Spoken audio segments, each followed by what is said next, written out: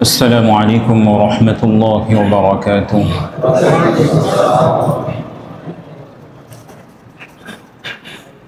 الحمد لله نحمده ونستعينه ونستغفره ونؤمن به ونتوكل عليه ونعوذ بالله من شرور أنفسنا ومن سيئات أعمالنا. من يهده الله فلا مضل له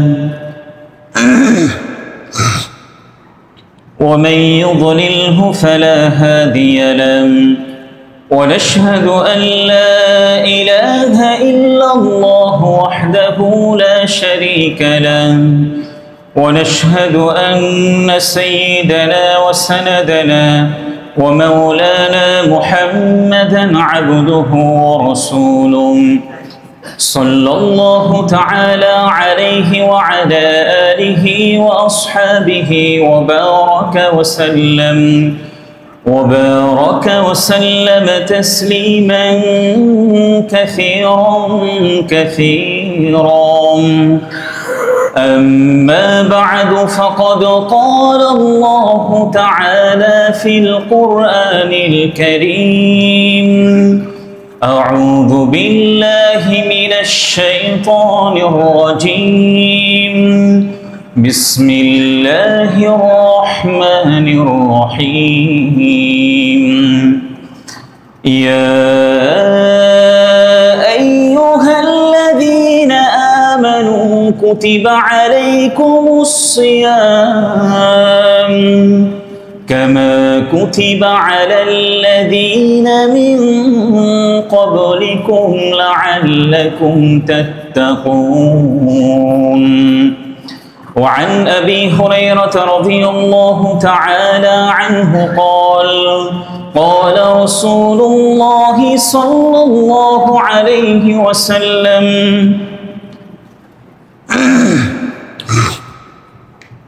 من صام رمضان إيمانا واحتسابا غفر له ما تقدم من ذنبه، أو كما قال عليه الصلاة والسلام.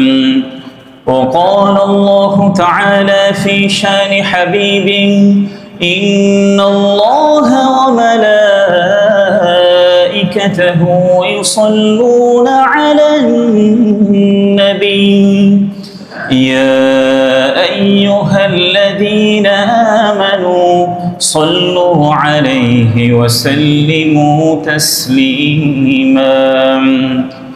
اللهم صل على محمد وعلى آل محمد كما صليت على إبراهيم وعلى آل إبراهيم إنك حميد مجيد. اللهم بارك على محمد وعلى آل محمد كما باركت على إبراهيم وعلى آل إبراهيم إنك حميد مجيد. আলহামদুলিল্লাহ, শুরুতেই সে মহান আল্লাহ তাআলার কৃতজ্ঞতা জ্ঞাপন করছি, শুকরিয়া প্রকাশ করছি যে মহান আল্লাহ তাআলা আমাদেরকে সুস্থ রেখে সপ্তাহের শ্রেষ্ঠতম দিনে আগে আগে মসজিদে এসে ইবাদতে লিপ্ত থাকার তৌফিক দিয়েছেন। এই জন্য আমরা মহান আল্লাহ তাআলার কৃতজ্ঞতা জ্ঞাপন করি, আলহামদুলিল্লাহ। দরুদ ও সালাম পেশ করছি বিশ্ব মানবতার মুক্তির দূত, সকল নবীদের সর্বশ্রেষ্ঠ নবী এবং সর্বশেষ নবী, যার অসীম ত্যাগ, ভাষাতীত কোরবানি আর অফুরন্ত সাধনার বরকতে আমরা ইসলাম নামক একটি সুন্দর ধর্ম পেয়েছি। এই জন্য সেই প্রিয়তম ব্যক্তির প্রতি দরুদ পড়ি সাল্লাল্লাহু আলাইহি ওয়াসাল্লাম। সুস্থতা কামনা করছি যারা অসুস্থ থাকা সত্ত্বেও মসজিদে এসেছেন, কিংবা অসুস্থতার কারণে মসজিদে আসার প্রচণ্ড ইচ্ছে ছিল, অসুস্থতার কারণে বাসায় কিংবা হসপিটালে শায়িত আছেন, আমরা সকলের জন্য দোয়া করছি আল্লাহ রাব্বুল আলামিন যেন সকলকে পরিপূর্ণ সুস্থতা দান করেন। মাগফিরাত কামনা করছি আমাদের ওই সকল মরহুম আত্মীয়দের, আমাদের প্রিয়ভাজন ব্যক্তিদের জন্য যারা গত রমজান আমাদের সঙ্গে ছিলেন, এই রমজান আসার পূর্বেই আমাদের কাছ থেকে বিদায় নিয়েছেন। আমরা আল্লাহ তাআলার কাছে দোয়া করছি আল্লাহ রাব্বুল আলামিন যেন সকলকে জান্নাতের সর্বোচ্চ মর্যাদা দান করেন। পরম শ্রদ্ধাভাজন মুরব্বিবৃন্দ এবং প্রিয় যুবক ভাইয়েরা, শুরুতেই আমি কোরআনুল কারীমের সবচেয়ে বড় সূরা সূরাতুল বাকারার 183 নম্বর আয়াত তিলাওয়াত করেছি। রাসূলুল্লাহ সাল্লাল্লাহু আলাইহি ওয়াসাল্লামের অসংখ্য হাদিসগুলোর মধ্য থেকে সহিহ বুখারীর 38 নম্বর হাদিস পাঠ করেছি।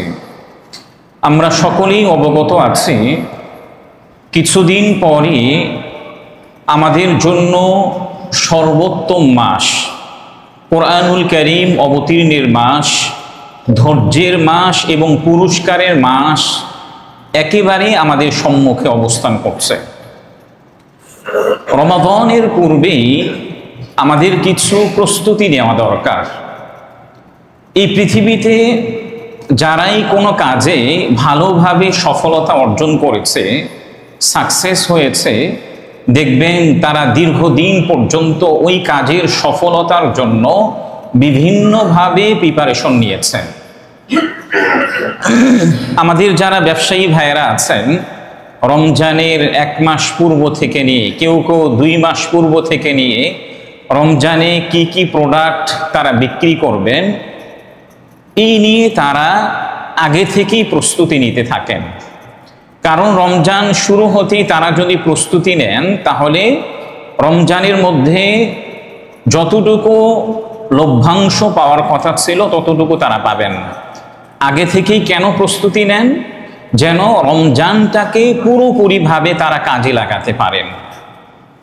আমাদের যেহেতু ক্ষমার মাস, রহমতের মাস এবং আল্লাহ রাব্বুল আলামিনের পক্ষ থেকে অসংখ্য রহমত অবতীর্ণের মাস রমাদান মাস একেবারেই আমাদের সন্নিকটে।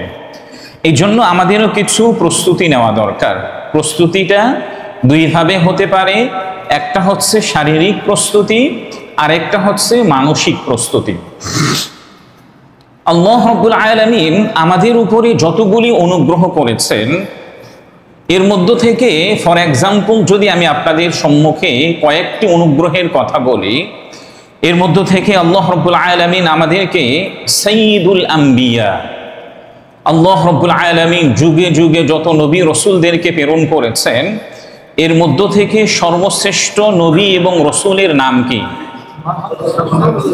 সবাই আর উচ্চ স্বরে বলেন, সর্বশ্রেষ্ঠ নবী রসুলের নাম কি?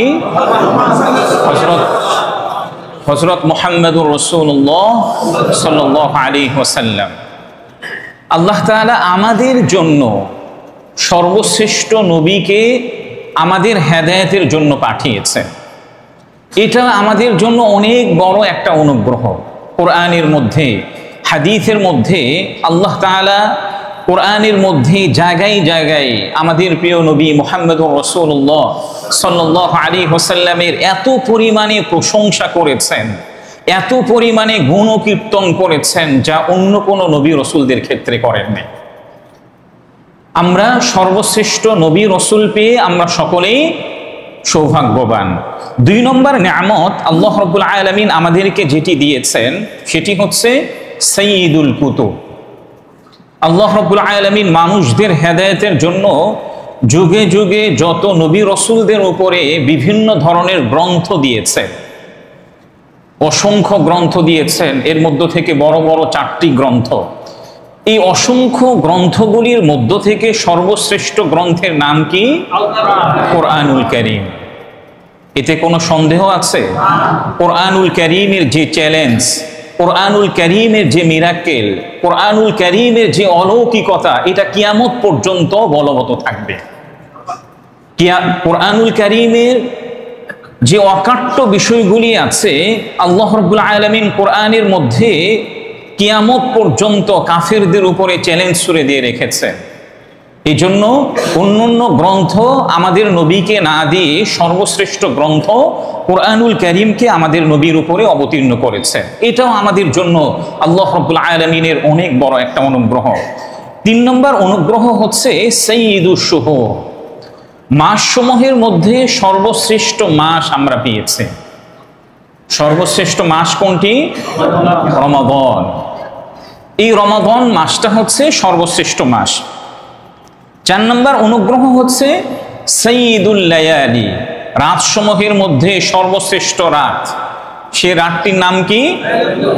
লাইলাতুল কদর। ইতিপূর্বের উম্মতরা তারা 1000 বছর জীবিত থাকতেন, 1000 বছর এই সময়ে তারা অনেক ইবাদতের মধ্যে নিজেদেরকে নিয়োজিত রাখতেন। আমাদের উম্মতদের আমাদের বয়স 70, 80, 95 এর বেশি হয় না। এখন গড় আয়ু 70, 75। কিন্তু ইতিপূর্বের উম্মতরা যেভাবে তারা 1000 বছর ইবাদত করেছেন, আমরা ততটুকু তো ইবাদত করতে পারবো না। এই জন্য আল্লাহ রাব্বুল আলামিন আমাদের উপরে এমন স্পেশালি ভাবে অনুগ্রহ করেছেন, আমাদের জন্য এমন একটি রাত্রকে নির্ধারণ করেছেন, এই রাত্রতে ইবাদত করলে এটা 1000 রাত্রর চেয়ে ইবাদত করার চেয়ে আরো বেশি উত্তম। তো এটা আমাদের জন্য কি অনেক বড় একটা অনুগ্রহ। 5 নম্বর অনুগ্রহ হচ্ছে সাইয়্যিদুন নাহার, দিনসমূহের মধ্য থেকে সর্বশ্রেষ্ঠ দিন আমরা পেয়েছি। সপ্তাহের মধ্যে সর্বশ্রেষ্ঠ দিন কোনটি? জুমার দিন। এই জুমার দিন দিয়েও আল্লাহ রাব্বুল আলামিন আমাদের উপরে অনুগ্রহ করেছেন। তো আল্লাহ রাব্বুল আলামিন যেহেতু রমাদান মাস সর্বশ্রেষ্ঠ মাস আমাদেরকে দিয়েছেন, এই মাসে রোজা রাখাকে প্রাপ্তবয়স্ক পুরুষ এবং নারীদের জন্য ফরজ করে দিয়েছেন। আল্লাহ রাব্বুল আলামিন কোরআনুল কারীমের সূরাতুল বাকারার 183 নম্বর আয়াতের মধ্যে ঘোষণা করেছেন, ইয়া আইয়ুহাল্লাযীনা আমানু কুতিবা আলাইকুমুস সিয়ামু কামা কুতিবা আলাল্লাযীনা মিন ক্বাবলিকুম লাআল্লাকুম তাত্তাকুন। হে বিশ্বাসীগণ, তোমাদের উপরে রোজা রাখাকে ফরজ করা হয়েছে যেভাবে ইতিপূর্বের যে সকল নবীরা ছিল তাদের উম্মতদের উপরেও রোজাকে ফরজ করা হয়েছিল, লাআল্লাকুম তাত্তাকুন, যেন তোমরা তাকওয়া অবলম্বন করতে পারো। আল্লাহ রাব্বুল আলামিন এই আয়াতের মধ্যে রোজাকে প্রাপ্তবয়স্ক পুরুষ এবং প্রাপ্তবয়স্কা যারা নারী আছেন তাদের উপরে রোজাকে কি করেছেন? ফরজ করে রেখেছেন। এটা কোনো অপশন না যে ঠিক আছে আমি কোনো কষ্টকর কাজ করলাম, রোজা না রাখলেও হবে, এমন কোনো সুযোগ আছে? এমন কোনো সুযোগ নাই। আমার বাচ্চাদের পরীক্ষা আছে, রমাদান মাসে স্কুলগুলি খোলা আছে, আমার বাচ্চাদের জন্য এই স্কুলের কারণে এক্সামের কারণে তাদের উপরে রোজা রাখাটা জরুরি না, ফরজ না, এমন কোন অপশন আছে?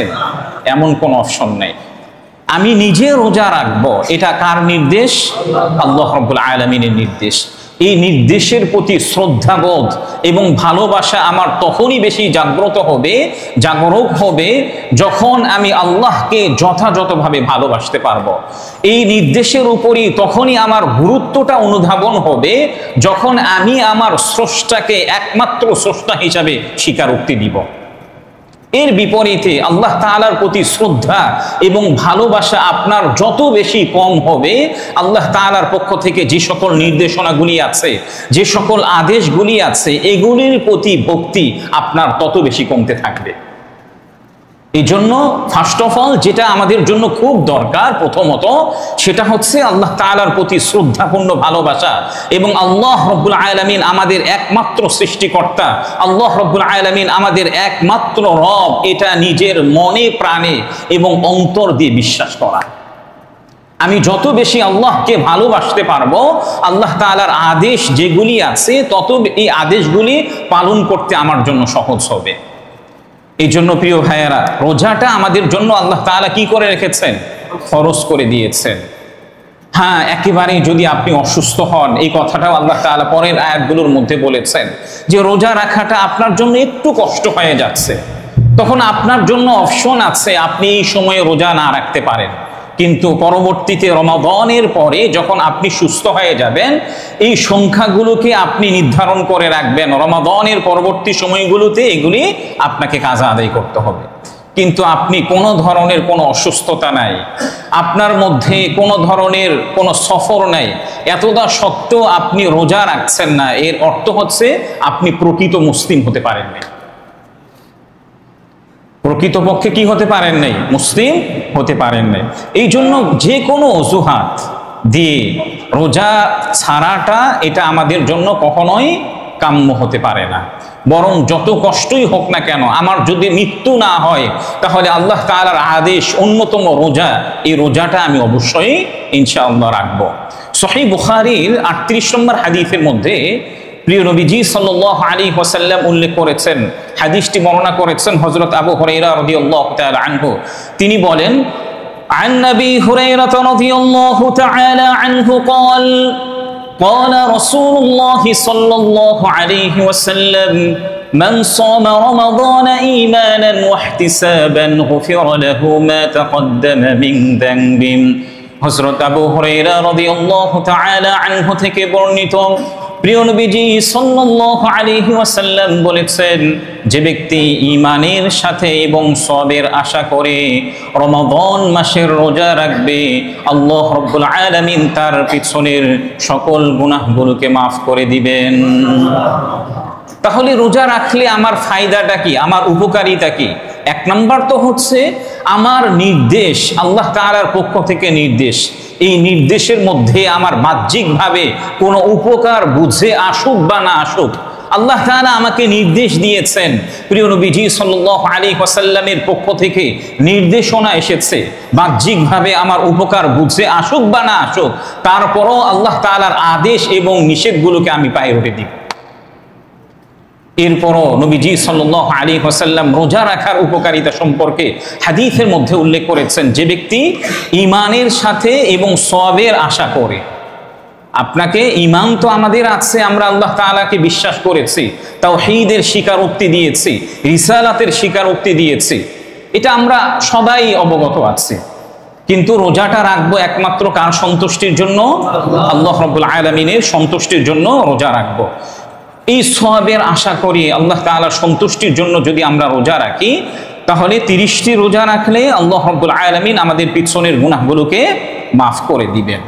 দেখেন, আমাদের যারা আল্লাহ ওয়ালা ব্যক্তিত্বগণ যারা ছিলেন, আমাদের সালাফগণ যারা ছিলেন, পূর্বের ইসলামিক স্কলারগণ যারা ছিলেন, তারা 6 মাস পূর্ব থেকে রমাদান মাসের প্রস্তুতি নিতেন।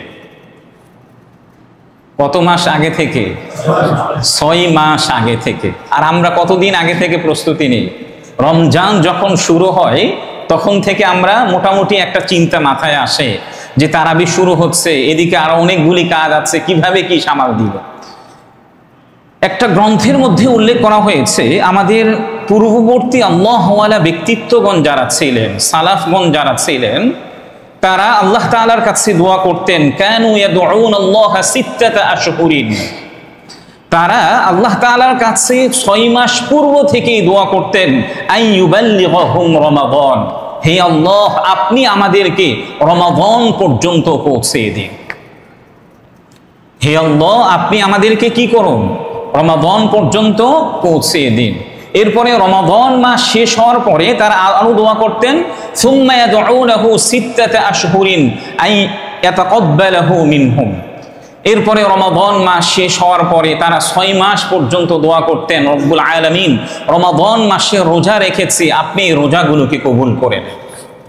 এই জন্য এখন থেকে আমরা কি দোয়া করব? রব্বুল আলামিন আপনি আমাদেরকে রমাদান পর্যন্ত পৌঁছিয়ে দিন। ইতিপূর্বের সালাফগণ, ইসলামিক স্কলারগণ যারা ছিলেন, তারা আরো কি দোয়া করতেন? আল্লাহুম্মা সাল্লিমনি ইলা রমাদান, রব্বুল আলামিন আপনি আমাদেরকে নিরাপদে সুস্থ অবস্থায় আমাদেরকে রমজান পর্যন্ত পৌঁছিয়ে দিন।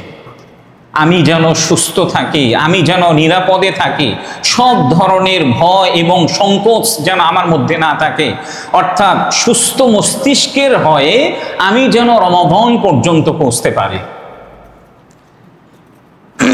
এই কথাগুলি শোনার পরে আজ থেকেই আর যে কয়েকদিন আছে, এই কয়েকদিনের প্রত্যেকটা দিন আমি আল্লাহ তাআলার কাছে দোয়া করব, রব্বুল আলামিন আপনি আমাদেরকে রমাদান পর্যন্ত সুস্থ অবস্থায় পৌঁছিয়ে দিন। রমাদানের প্রস্তুতি কিভাবে হতে পারে? দেখুন, একটা জিনিসের গুরুত্ব আপনার কাছে তখনই ভালোভাবে উপলব্ধি হবে যখন ওই বিষয়টি সম্পর্কে আপনি ডিটেলস জানতে পারবেন। আপনি কোথাও জবে গিয়েছেন, দেখবেন যে যেই অফিসে আপনি গিয়েছেন সেই অফিসে যাওয়ার পরে ভাইবার পূর্বেই ওই অফিস সম্পর্কে আপনি যদি বিস্তারিত আগে ভাগেই জেনে যান এবং ওই অফিসার, ওই বস আপনাকে একটা প্রশ্ন আপনার উপরে ছুড়ে দিয়েছে, উত্থাপন করেছে, আপনি ওই প্রশ্নের উত্তরের পাশাপাশি আপনাকে যদি জিজ্ঞাসা করে আপনি আপনাদের অফিস সম্পর্কে কিভাবে অবগত আছেন এবং কেমন অবগত আছেন, আপনি যদি একেবারে দ্রুততার সাথে এবং সুস্পষ্ট ভাষায় ওই অফিস সম্পর্কে পরিপূর্ণভাবে তাদেরকে অবগত করান, তারা আপনার প্রতি মুগ্ধ হবে না? অবশ্যই মুগ্ধ হবে। দেখবেন যে অন্যদের চাকরি হওয়ার আগে আগে আপনার চাকরিটা হয়ে যাবে। ঠিক তদরূপ রমাদান মাসটা হচ্ছে এমন গুরুত্বপূর্ণ মাস, এই রমাদান মাসের শ্রেষ্ঠত্ব, মর্যাদা, গুরুত্ব তখনই আমার মধ্যে উপলব্ধি হবে যখন রমাদান মাস আল্লাহ তাআলা আমাদের জন্য কেন দিলেন, রমাদান মাসে কোরআনুল কারীম আল্লাহ তাআলা অবতীর্ণ করেছেন, রমাদান মাসের আরো কি কি শ্রেষ্ঠত্ব আছে, মর্যাদা আছে, এগুলি যদি রমাদানের পূর্বেই আমি কোরআন এবং হাদিস অ্যানালাইসিস করে অন্তত পক্ষে কোরআনের মধ্যে রমাদান সংক্রান্ত যে আয়াতগুলি আছে এই আয়াতগুলির অনুবাদও করি, রাসূলুল্লাহ সাল্লাল্লাহু আলাইহি ওয়াসাল্লামের রমাদান সংক্রান্ত অসংখ্য হাদিসগুলি আছে, এই হাদিসগুলোর যদি আমি শুধুমাত্র অনুবাদগুলিও করি, তাহলে রমাদান মাসের শ্রেষ্ঠত্ব, মর্যাদা অটোমেটিকলি আমার হৃদয়ের মধ্যে অনুভূত হবে। একটা বিষয় হচ্ছে আমাদের খতিব সাহেব, আমাদের ইসলামিক স্কলারগণ তারা একটা মেম্বারে উঠে, স্টেজে উঠে তারা বিভিন্ন বিষয়ে আলোচনা করেন। এটার চেয়েও আপনি যদি নিজে অ্যানালাইসিস করেন, একজন খতিবের আলোচনা থেকে আপনি যত বেশি উপকৃত হয়েছেন, একজন ওয়াইজের আলোচনা থেকে আপনি যত বেশি উপকৃত হবেন, আপনি নিজে পড়লে তার চেয়ে বেশি উপকৃত হবেন। এই জন্য প্রিয় ভাইয়েরা, শুরুতেই রমাদান মাসের প্রস্তুতি হিসাবে আমি আপনাদেরকে অনুরোধ করব, আজকে গিয়ে কোরআনুল কারীমের মধ্যে রমাদান সংক্রান্ত যতগুলি আয়াত আছে সবগুলো আয়াতের অনুবাদগুলো অন্তত পড়ার চেষ্টা করবেন। 2 নম্বর হচ্ছে রোজা সংক্রান্ত নবীজি সাল্লাল্লাহু আলাইহি ওয়াসাল্লামের অসংখ্য হাদিসগুলি আছে। বিশেষ করে আপনি যদি রিয়াদুস সালিহিনও যদি আপনার সম্মুখে রাখেন, তাহলে রিয়াদুস সালিহিনের মধ্যে রোজা সংক্রান্ত একটা চ্যাপ্টার আছে। এই চ্যাপ্টারের হাদিসগুলিও যদি আপনি পড়েন, তাহলে রোজার শ্রেষ্ঠত্ব আপনার মধ্যে ভালোভাবে উপলব্ধি হবে ইনশাআল্লাহ। সহিহ বুখারীর 1898 নম্বর হাদিসের মধ্যে প্রিয় নবীজি সাল্লাল্লাহু আলাইহি ওয়াসাল্লাম বলেছেন, ইযা জাআ রমাদান, যখন রমাদান মাস আসে, ফুতিহাত আবওয়াবুর রাহমাহ, আল্লাহ রাব্বুল আলামিন রহমতের গেটগুলোকে উন্মুক্ত করে দেন। রহমতের যতগুলি গেট আছে সবগুলি গেটগুলিকে কি করে দেন? উন্মুক্ত করে দেন। অর্থাৎ যত ধরনের রহমত হতে পারে, যত ধরনের কল্যাণ হতে পারে, আল্লাহ তাআলা অন্যান্য মাসের তুলনায় রমাদান মাসে বেশি পরিমাণে বর্ষণ করেন। নবী করিম সাল্লাল্লাহু আলাইহি ওয়াসাল্লাম আরো বলেছেন, ফুতিহাত আবওয়াবুল জান্নাহ, আল্লাহ রাব্বুল আলামিন রমাদান মাসে জান্নাতের গেটগুলোকে উন্মুক্ত করে দেন। নবীজি সাল্লাল্লাহু আলাইহি ওয়াসাল্লাম আরো বলেছেন, ওয়া গুল্লিকাত আবওয়াবুন নার, এবং রমাদান মাসে জাহান্নামের গেটগুলিকে বন্ধ করে রাখা হয়। জাহান্নামের গেটগুলিকে এই জন্যই বন্ধ করে রাখা হয়, এটা আমাদের উম্মতের জন্য একটা অনেক বড় একটা শ্রেষ্ঠত্ব এবং মর্যাদা। আমাদের সম্মানের জন্যই জাহান্নামের গেটগুলোকে উন্মুক্ত করা হয়। নবীজি আরো বলেছেন, ফালাম ইফতাহ মিনহা বাবুন, এমনকি রমাদান শেষ হওয়া পর্যন্ত জাহান্নামের গেটগুলোকে আর উন্মুক্ত করা হয় না। তাহলে রমাদান মাসের পুরোটা সময় কি জাহান্নামের গেটগুলি বন্ধ করে রাখা হয়। নবীজি সাল্লাল্লাহু আলাইহি ওয়াসাল্লামের আরেকটি হাদিস আছে সহিহ মুসলিমের 1079 নম্বর হাদিসের মধ্যে উল্লেখ করা হয়েছে, ওয়াসুলসিলাতিস শায়াতিন, আল্লাহ রাব্বুল আলামিন রমাদান মাসে শয়তানকে আবদ্ধ করে রাখেন। শয়তানদেরকে কি করে রাখেন? আবদ্ধ করে রাখেন। এখন আপনাদের কাছে একটা প্রশ্ন হতে পারে যে স্বাভাবিকভাবে রমাদান মাসেও তো অনেক ব্যক্তিরা অনেক ধরনের গুনাহ করে ফেলে, এর কারণটা কি হতে পারে? এর রিজনটা কি? দেখেন, আমাদের নফস আছে, নফসগুলো তিনটা। এর মধ্য থেকে একটা নফস আছে নফসুল আম্মারা, যেটা মানুষদেরকে খারাপ কাজের দিকে প্ররোচিত করে। শয়তানকে যদিও রমাদান মাসে শিকলবদ্ধ করে রাখা হয়, কিন্তু নফসে আম্মারাকে শিকলবদ্ধ করে রাখা হয় না। এই জন্য রমাদানের বাহিরে আপনি যে খারাপ কাজগুলি করেন, রমাদান মাসেও ওই খারাপগুলি করার জন্য আপনাকে নফসে আম্মারা আপনাকে প্রতিনিয়ত অনুপ্রাণিত করতে থাকে। রমাদান মাসে কি প্রকৃতপক্ষে শয়তানদেরকে আবদ্ধ করে রাখা হয়, কিন্তু গুনাহ মানুষ কি জন্য করে? নফসে আম্মারার জন্যই করে। একজন ব্যক্তি রমাদান মাস যদি পায়, তাহলে ওই ব্যক্তি শ্রেষ্ঠ যে একটা রমাদান মাস পেয়েছে। সে ওই ব্যক্তির চেয়ে শ্রেষ্ঠ যে রমাদান মাস পায় নাই, কিন্তু সে শহীদ হয়ে মৃত্যুবরণ করেছে। নবীজি সাল্লাল্লাহু আলাইহি ওয়াসাল্লামের কাছে একজন সাহাবী জিজ্ঞাসা করলেন, ইয়া রাসূলুল্লাহ, ওই দুইজন সাহাবী যে ইসলাম ধর্ম গ্রহণ করেছে, আল্লাহ তাআলার রাস্তায় জিহাদ করতে গিয়ে সে শাহাদাতের মর্যাদা গ্রহণ করেছে, সে উত্তম নাকি একজন ব্যক্তি একই সময়ে ইসলাম গ্রহণ করেছে কিন্তু সে একটা রমাদান মাস পেয়েছে? নবী করিম সাল্লাল্লাহু আলাইহি ওয়াসাল্লাম ওই সাহাবীর প্রশ্ন উত্তরে বললেন যে, দেখো, ওই শহীদ সাহাবীর চেয়েও ওই সাহাবী উত্তম, ওই ব্যক্তি উত্তম যে একটা রমাদান মাস পেয়েছে। কেন? ওই শহীদ সাহাবী যদিও বা তিনি জান্নাতের মধ্যে যাবেন, কিন্তু এই ব্যক্তি রমাদান মাস পেয়েছে, সর্বশ্রেষ্ঠ মাস পেয়েছে। এই রমাদান মাসে 30টা রোজা রেখেছে, কোরআনুল কারীম তিলাওয়াত করেছে, এবং আল্লাহ রাব্বুল আলামিন আরো অন্যান্য যে ইবাদতগুলি আছে এগুলি সে ভালোভাবে করতে পেরেছে। এই জন্য এই ব্যক্তি যে রমাদান মাস পেয়েছে সে শহীদের চেয়েও বেশি মর্যাদার সওয়াব রাখবে। এই জন্য আল্লাহ তাআলার কাছে আমরা বেশি বেশি দোয়া করব, আল্লাহ আপনি আমাদেরকে প্রত্যেকটা রমাদান মাসে সুস্থ অবস্থায় অতিবাহিত করার তৌফিক দান করেন। রমাদান মাসের প্রস্তুতি আমরা আরো কিভাবে নিতে পারি?